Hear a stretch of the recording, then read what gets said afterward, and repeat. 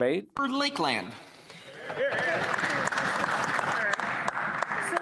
where is Canada after this last lost anti-development Liberal decade?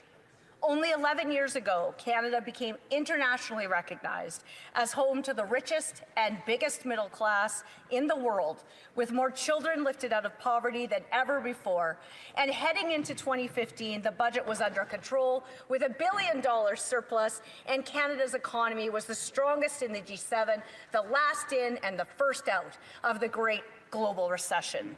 Today, Canada's economy has fallen behind our allies. Productivity lags. Workers can't make ends meet and wonder whose job will be gone next. Canada's natural wealth sits idle in the ground and offshore. Investment heads south and to other countries. Families and people with no one else to count on but themselves fall further behind. Young people lose hope for their futures, whether they will ever be able to afford a home, build up a nest egg, or actually capture their big dreams. Communities lose opportunities and dwindle. Businesses close due to excessive red tape, taxes, costs, constant uncertainty, and have to reduce their charitable and community contributions. Violence, crime, mental distress, and suicides, especially among rural men, are on a steady rise. Killing energy projects doesn't just cut jobs, or cost jobs, it costs communities. It takes away critical revenue to build roads and bridges, critical support for social programs, to build arenas, support healthcare like the long-term partnerships with the Lloydminster and Bonnyville Regional Health Foundations and energy companies, and to build schools and universities. Today, Canada works for the super rich, the well-established, the elites, the well-connected, the big companies of all kinds, and mostly foreign founded and multinationals. But it doesn't work for the Canadian people who do the work, who take big risks and build big projects, for individual entrepreneurs, small business owners, innovators, for the workers and contractors who fuel, feed, and power this country for our Canadian people. That's the Liberal legacy. And the cost to Canadians is real, and it's staggering. So today, we MPs find ourselves in an odd position. This very same government that inflicted the last decade of anti-energy, anti-private sector death by delay and uncertainty on natural resources workers and businesses in every corner of Canada, that harmed all the secondary and tertiary sectors that depend on it everywhere, allies sent away in dire need of Canadian resources and divided our country, pit Canadians, provinces, businesses, and sectors against each other, suddenly claims to want big natural resources and infrastructure projects to get built in Canada. So they brought in C-5 with all kinds of big promises, but at its heart, what C-5 really is a glaring admission that everything the Liberals have done for the last 10 years has made Canada a place where their red tape and constant changing goalposts get to no, and nothing can get built efficiently or affordably. So the real question is, will the Liberals' Bill C-5 really clean up the colossal mess the Liberals themselves have made? No. Where are the projects held back by this lost Liberal decade? Where are the investments that would have created prosperity for every single Canadian? Where are the thousands of well-paid jobs for Canadians everywhere, and especially in rural, remote, northern, Atlantic, and Indigenous communities that need them most? Where are the revenues for all three levels of government to fund public services and programs, build public infrastructure, and support communities? Where has all that gone? And how much are we talking about here anyway? Well, Canada has lost $670 billion in canceled oil, gas, LNG, and pipeline projects alone since 2015, due completely to these Liberals' anti-energy, anti-development messages, policies, and laws. On Wednesday night in Committee of the Whole, the Minister and I discussed C-5 a bit. I suggested an obvious, immediate first step if they really want to get Canadians working and building. to strengthen Canada's economy and sovereignty that wouldn't require weeks and months of delay, meeting after meeting, and press conference promises with very few details. The minister said I brought up hypothetical projects and refused to say whether they met his factors for projects in the national interest, which the Liberals themselves will decide. Now, that was alarming in itself, since the projects I mentioned are real projects with real proponents that offer real jobs, with powerful paychecks for Canadians and long-term tax revenue for all three levels of government, real businesses paying real money and losing real time trying to get to build their big projects. The problem is they're stuck. They're stuck in one form of federal regulation or red tape right now. So the immediate solution is blindingly obvious without all this extra rigmarole, uncertainty, and time delays. What was extra weird about the minister's evasion is that of the 5 vague factors they've outlined for C-5 that they will use to decide themselves what's in the national interest are 2 of these factors: that projects must bring economic or other benefits to Canada and must have a high likelihood of successful execution. Well, clearly the top priority action then to fast track efficiently should be all the projects and proponents stuck in red tape right now by these Liberal zone conditions. Where is the Crawford nickel cobalt mine project near Timmins, Ontario?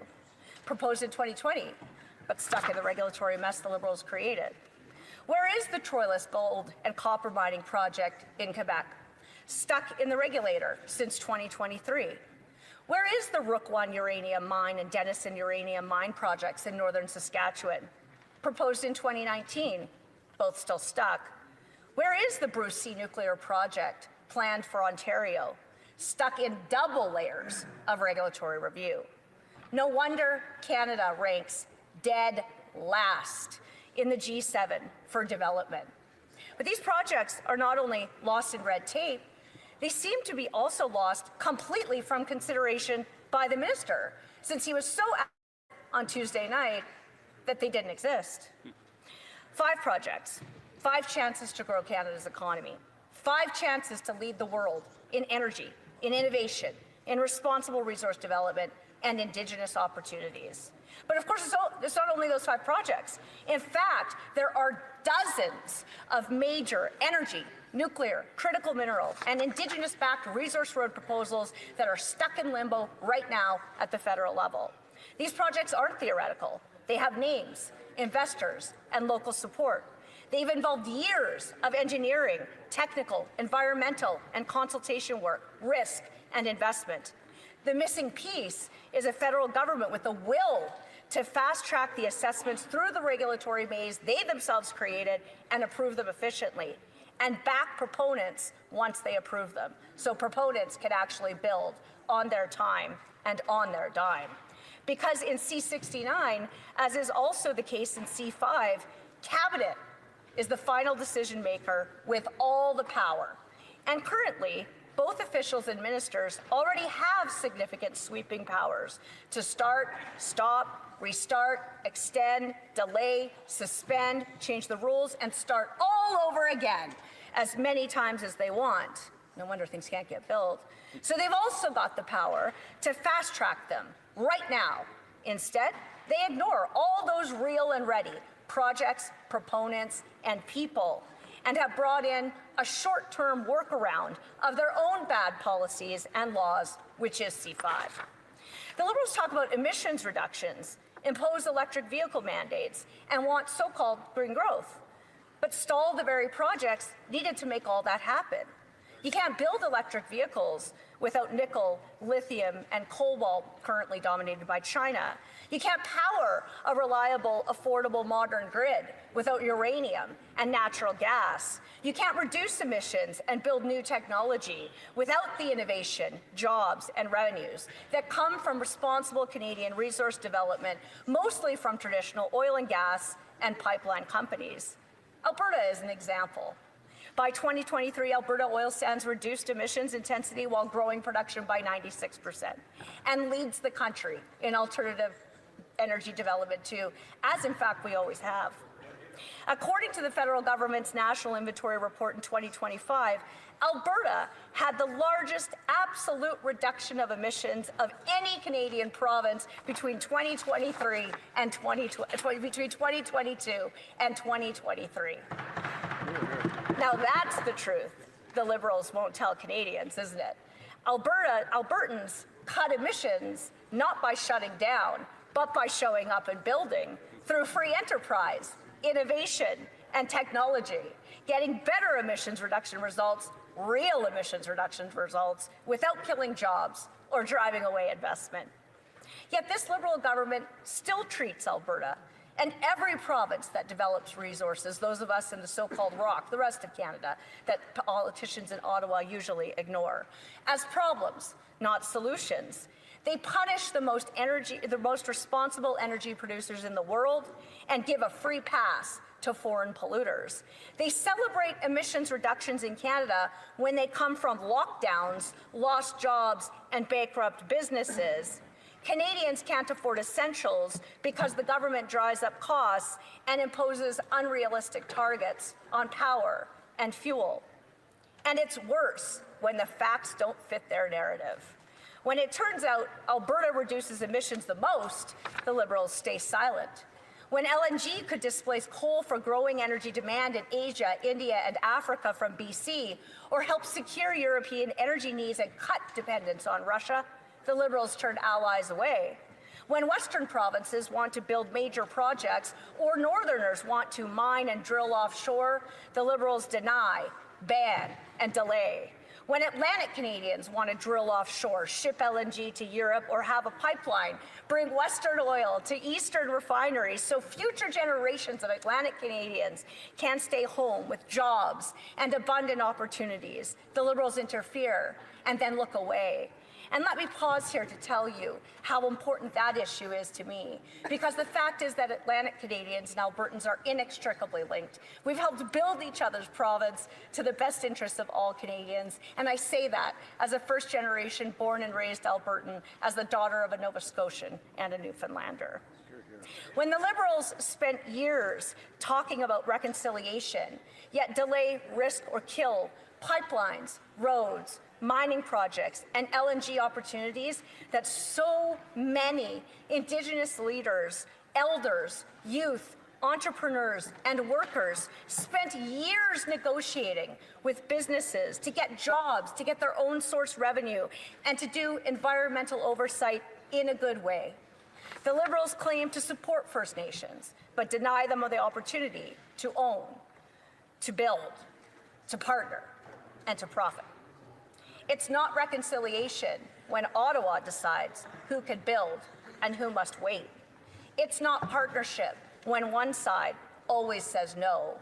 And it's not respect when Indigenous voices are ignored because they want to make their own development decisions and exercise their rights and title. Hear, hear. This bill that we debate today proves what Conservatives have said all along. The Liberals' anti-development agenda kills Canadian jobs, kills Canadian investment, weakens Canada's security, unity, and sovereignty, and has made our country a risky place where nothing can get built and where uncompetitive, pancaked, and incoherent taxes, laws, and policies, uncertainty, and constant changing goalposts deter big projects from our own country. Canadians deserve a plan based on facts and results, not vague statements and delay from the same government that caused the problems they suddenly now claim to want to fix. The consequences of the Liberals' anti-development decade are growing poverty, not prosperity, and fractured national unity. They pit Canadians against each other and attack Albertan businesses in particular with constant misinformation and myths. The reality is, when Alberta builds and grows, so does Canada. When Alberta is strong, so is Canada. And Albertans have been there all along with our friends from Saskatchewan and from Atlantic Canada. Here, here. We've just been asking the Liberals to help get the country's top export from the industry that is still the biggest investor in Canada's declining economy by far, whether the anti-energy zealots like it or not, to more markets globally so Canada isn't dependent on the United States. But 10 years later, 10 years of this last anti-development Liberal decade, Canada faces economic, security, and sovereignty threats from our closest ally, the world's biggest economy, our biggest customer, and now, because the Liberals held Canada back every step of the way, our biggest competitor. And Canadians can't afford essentials because the government drove up the costs of power and fuel for everyone. Now, make no mistake, it didn't have to be this way. But with all due respect, by which I mean almost none, the time to, quote, build Canada, to make our country self-reliant, secure, united, and strong was the last decade.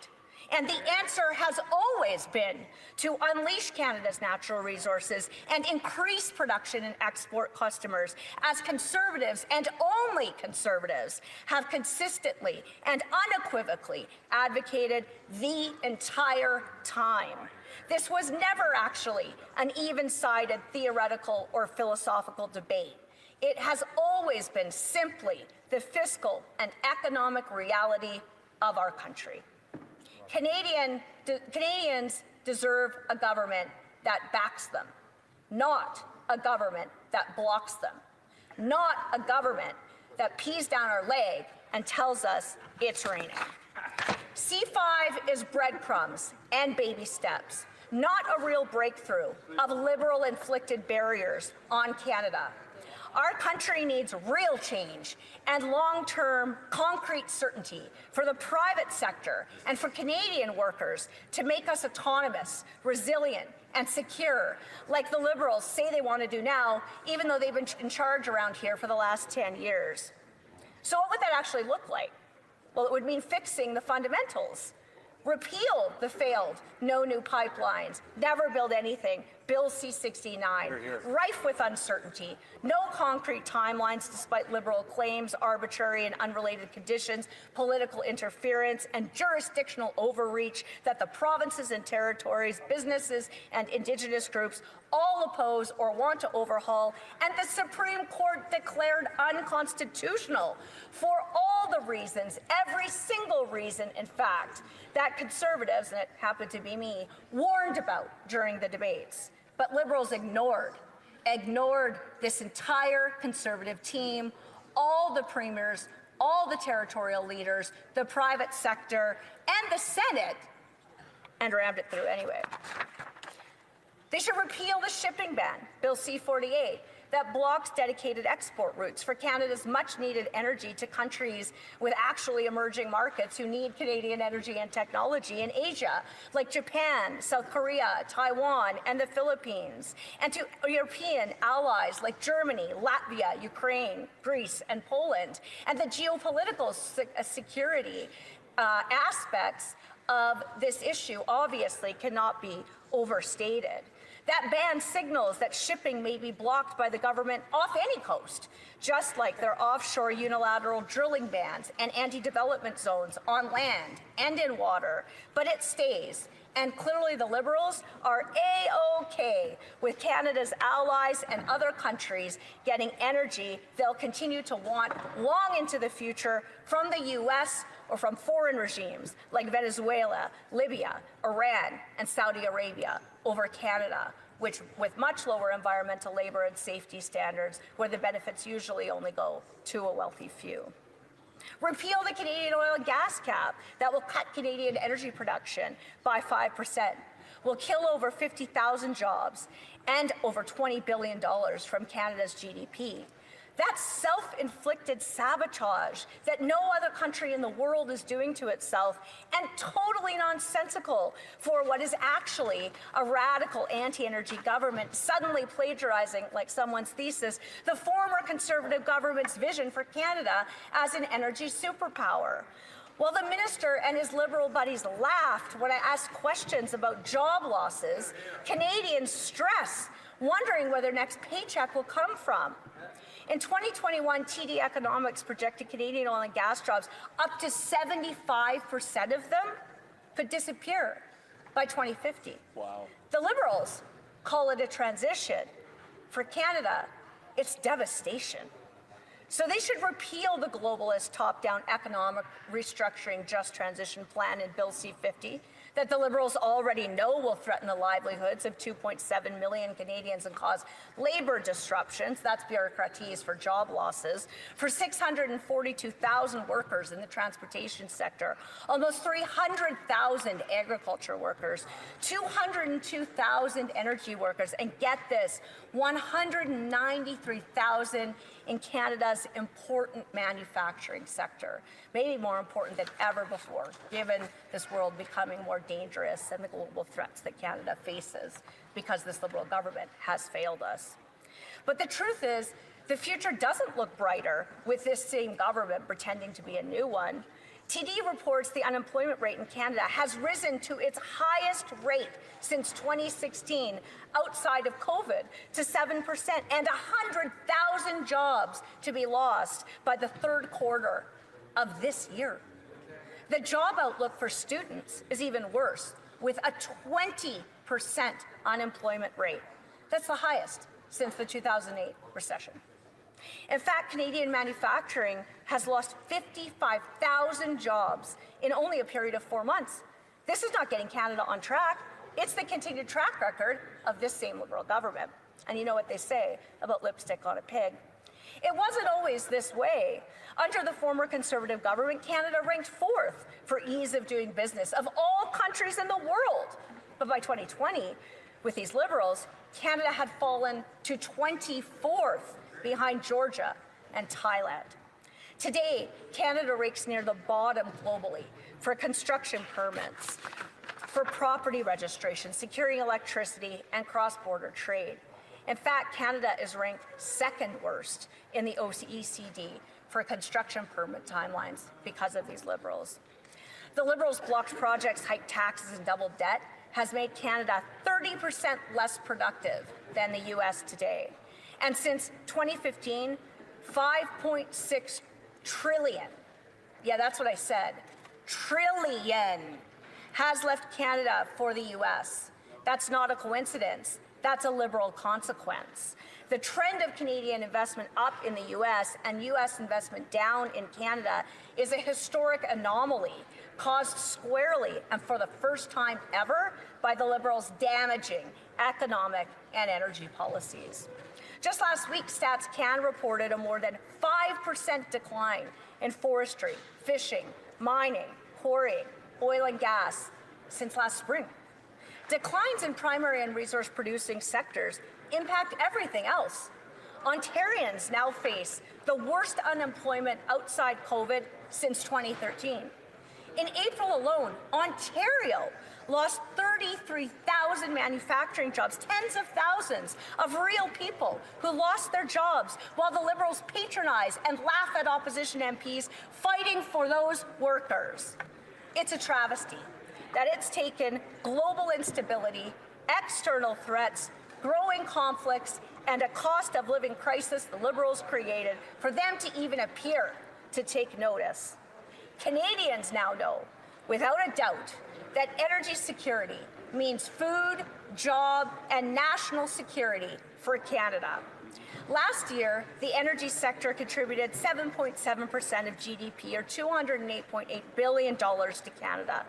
446,600 Canadian workers, including 10,800 Indigenous people, relied on natural resources.